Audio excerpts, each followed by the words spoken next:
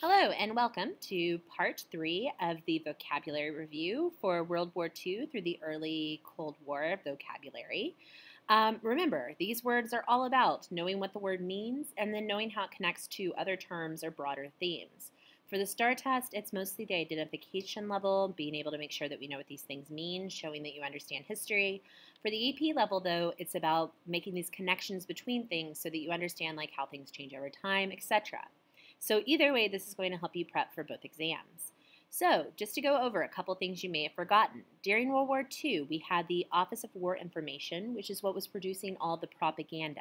So it was sort of mobilizing like the different efforts, Dr. Seuss, various things like this, to get everybody like involved in the cause. Court case that you may have forgotten is Kormasu versus the United States. This is the 1944 internment case, which is basically saying that Executive Order 9066 should have been able to stand or not. The Supreme Court said yes, it should stand, that because in a time of national crisis, we are willing to give up civil liberties. This seems to go against like Fifth and Sixth Amendment rights. However, it does stand, and it's another one of those examples like with the Alien Sedition Acts, like with the Espionage Act and the World War I, that there are times in which we give up civil liberties in order to get some level of protection. All right, some generals that you may have forgotten about.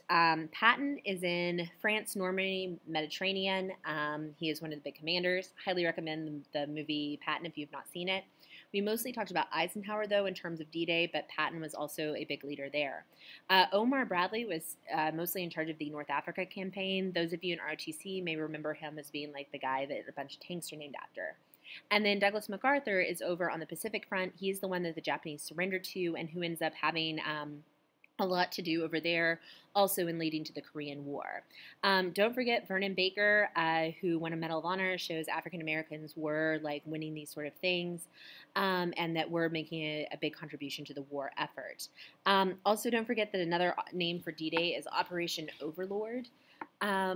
Francisco Franco is the leader of Spain. I know we didn't talk about that much, but Spain is basically staying out of it because they are in their own internal struggle.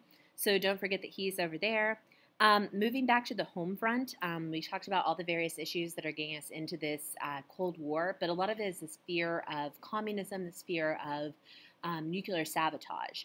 We see this through the Rosenberg case where basically they're both accused of trading secrets to the Soviets. We're not really sure if they were guilty or not, but they are both executed, showing that there is this fear. Also, the Verona papers show us this fear. Those are those like comes from the pumpkin papers, things that were hidden, and it kind of confirms the fears that yes, there are people like working against the U.S. government, or at least working to help other governments.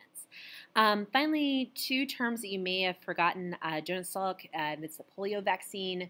We talked about polio in reference to FDR, but do remember polio is a very troubling disease during this time period. So when we get a vaccine for it, this just sort of shows this like advent of like American medical things that are going on. Also, don't forget Yalta is where the big three meet. They discuss these terms for war surrender. It's also where they devise up the division of Germany and these other various things, which Yalta is going to be where Stalin gets a lot of his grumps against Churchill and against FDR because he's going to say that they didn't uphold their end of the bargain. So hope that helps. If you are still struggling with some of this vocabulary, please come in after school. You know I am here, and I will talk to you later. Goodbye.